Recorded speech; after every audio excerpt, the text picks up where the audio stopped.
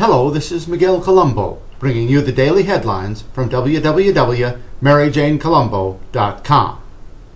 Is this what you got sprayed for? The New York Times was pablum yesterday and today, but one editorial stands out, keeping students from the polls. Next fall, thousands of students on college campuses will attempt to register to vote and be turned away. Sorry, they will hear, you have an out-of-state driver's license. Sorry, your college ID is not valid here. Sorry, we found out that you paid out-of-state tuition, so even though you do have a state driver's license, you still can't vote. Political leaders should be encouraging young adults to participate in civic life, but many Republican state lawmakers are doing everything they can instead to prevent students from voting in the 2012 presidential election. Some have openly acknowledged doing so because students tend to be liberal.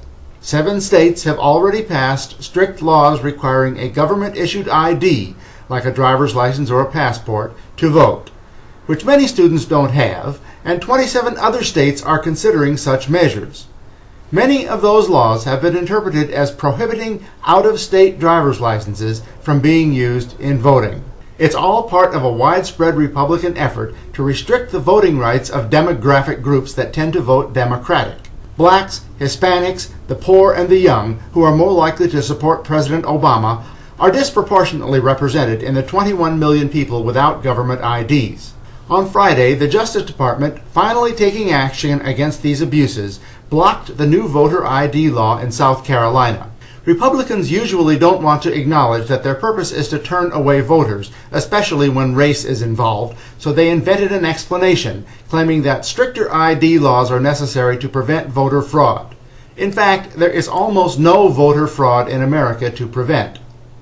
William O'Brien, the Speaker of the New Hampshire State House, told a Tea Party group earlier this year that students are foolish and tend to vote their feelings because they lack life experience. Voting as a liberal, he said, that's what kids do.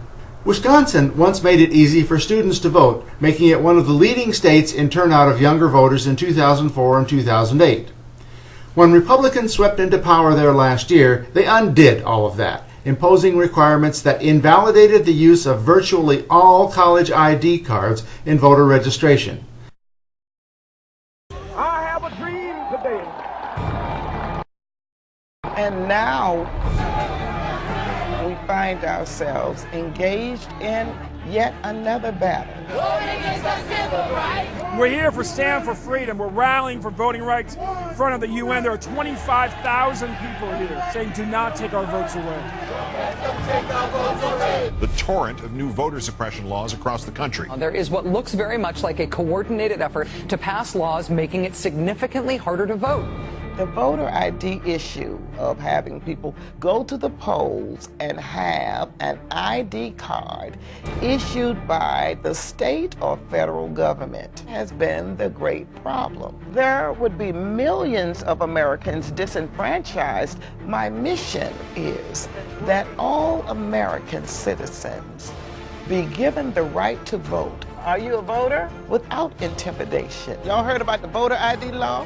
Without prejudice. We didn't have the ability to vote without discrimination. This is why we're out here struggling and fighting. That is my goal.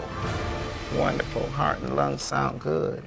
My name is Brenda Williams. I am a physician in family medicine in Sumter, South Carolina.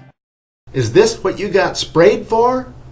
This is Miguel Colombo signing off from www.maryjanecolombo.com.